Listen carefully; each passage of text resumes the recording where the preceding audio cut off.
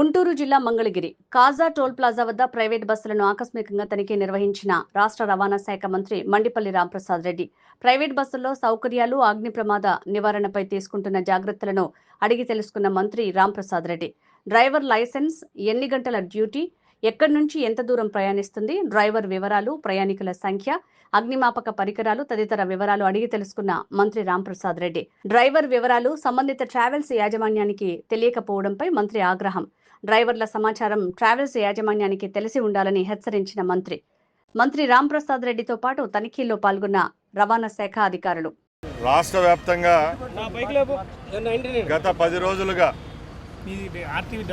ఆంధ్ర రాష్ట్ర రవాణా శాఖ అలాగే పోలీస్ శాఖకి సంబంధించిన అధికారులు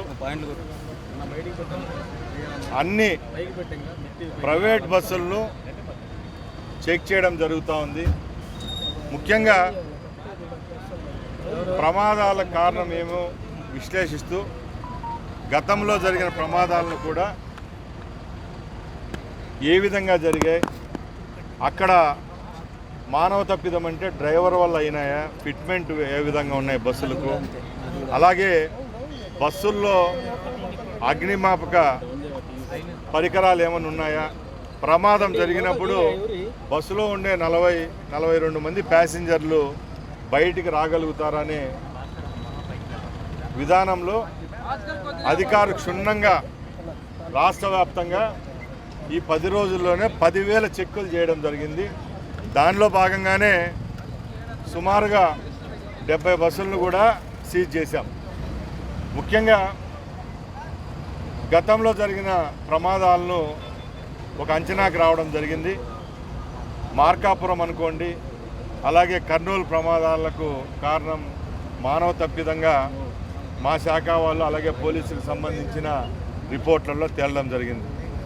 మేము ఈరోజు ఒకటే చెప్తున్నాం, ఎవరైతే యాజమాన్యాలు బస్సులను నడుపుతున్నారో మీ పైన మాకు గౌరవం ఉంది.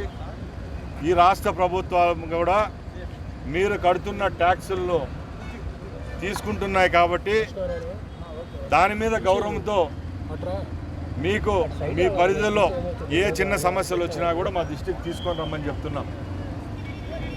మీరు కూడా సుమారుగా వందలాది కుటుంబాల యొక్క ప్రాణాలకు సంబంధించిన విషయాలు కాబట్టి దయచేసి చిన్న పొరపాట్లు కూడా పెద్ద గ్రహపాటుకు దారితీస్తున్నాయి. అందుకోసం యావత్తు సమాజంలో తలదించుకునే పరిస్థితి రేపు రాకూడదని ఈ ప్రభుత్వం కఠిన చర్యలకు కూడా ముందుకెళ్తా ఉంది. దానిలో భాగంగానే నిన్న హోంమంత్రి గారు అలాగే నేను సమీక్ష నిర్వహించడం, ఆ సమీక్షలో కూడా గత ప్రమాదాలను అంచనాకు వచ్చి రేపు రాబోయే కాలంలో ఇలాంటివి రిపీట్ కాకూడదనే దృఢ నిశ్చయంతో ఈ కార్యక్రమాలు చేపట్టాం. కొందరు అడగచ్చు, ప్రమాదాలు జరిగినప్పుడే మీ డిపార్ట్మెంట్ స్పందిస్తుందని అడుగుతున్నాం. చేస్తున్నామని చెప్తున్నాం, కానీ ఎప్పుడు నిరంతరం 360 రోజులు 24/7 ట్రాన్స్పోర్ట్ డిపార్ట్మెంట్ యొక్క పాత్ర ఏంటంటే మొట్టమొదటిగా బస్సుల యొక్క ఫిట్మెంట్ చూస్తాం, అలాగే దాని మీద ఏమైనా పన్నులు ఉన్నాయా, వాళ్ళు టయానికి ట్యాక్స్ కట్టారా, ఇవన్నీ చూసేవాళ్ళం. ఇప్పుడేం కొత్తగా చూడటం లేదు. ఈ సంఘటనలు జరిగిన తర్వాత విమర్శలు రావడం జరుగుతూ ఉంది. ఎక్కడైనా ఒక సంఘటన జరిగినప్పుడు విమర్శలు చేస్తారు.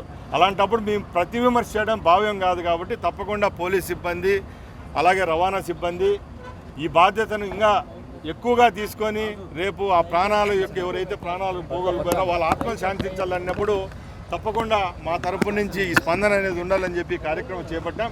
ఇప్పుడు వరకు దీనివల్ల ఎక్కడ ఈ ఫ్లేమబుల్ మెటీరియల్ కానీ లాజిస్టిక్స్ కానీ ఎక్కడ దొరకడం లేదు. ఇప్పుడే చెప్పాను, రాజమండ్రిలో డీజిల్ దొరికిందని, అంతే తప్పక ఇక్కడ ఏం లేదు. ఇప్పటికీ 2 బస్సులు చూడడం జరిగింది. ఇలాగే ప్రతి ఒక్క రోజు నేను ముందే చెప్పినట్టు 360 రోజులు 24/7 నిఘా అనేది ఉంటుంది. తప్పకుండా రేపు రెవల్యూషనరీగా ఈ బస్సుల్లో 2 కెమెరాలు ఫిట్ చేయమని చెప్పాం. అది కూడా రేపు ఖచ్చితంగా జీవో తీసుకొని వస్తున్నాం. డ్రైవర్ ఫేసింగ్ ఒక కెమెరా, ఎదురుగా వస్తున్న బస్సును ఏదైతే సమీక్షించుకునే విధంగా కెమెరాలు కూడా ఫిట్మెంట్ ఉంటుంది. దీని మీద కొత్తగా ఒక చట్టం అనేది తీసుకొని వస్తాం. అలాగే సోదరులు అడిగారు, ఎక్కడ ఈ యొక్క స్లీపర్ బస్సులకు పర్మిషన్ లేదన్నారు. అలాగే మేము చెప్పలేదండి. నేను ఒకటే చెప్తున్నా, భారతదేశంలో మాత్రమే స్లీపర్ బస్సులకు ఇక్కడ తిరుగుతూ ఉన్నాయి.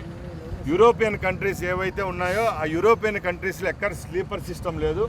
మన భారతదేశంలోనే ఈ స్లీపర్ బస్సుల విధానం ఉంది. ఇప్పటికే భారతదేశ వ్యాప్తంగా ఒక అంచనా ప్రకారం 10,000 స్లీపర్ బస్సులు ఉన్నాయి. దీనిలను ఒకేసారి రద్దు చేయడం వల్ల కూడా సమస్యలు లేవనెత్తుతున్నాయి. కాబట్టి ఫస్ట్ విడతగా ప్రమాదాల నివారణకు ఏ విధమైన చర్యలు తీసుకోవాలో దాని మీద మేము చర్యలు తీసుకుంటున్నాం. తప్పకుండా ఇలాంటివి రిపీట్ అయినప్పుడు నేను నిన్న చెప్పిన మాట మీద కట్టుబడి ఉంటాం. ప్రాణ నష్టం కంటే మాకు గవర్నమెంట్కు ఈ స్లీపర్ బస్సులు నడపడం వల్ల వచ్చే లాభం పెద్దది కాదు. కాబట్టి ఆ చర్యలు కూడా రేపు రాబోయే కాలం ఉపక్రమించే పరిస్థితి తీసుకొని రాకుండా చర్యలు ఉంటాయి.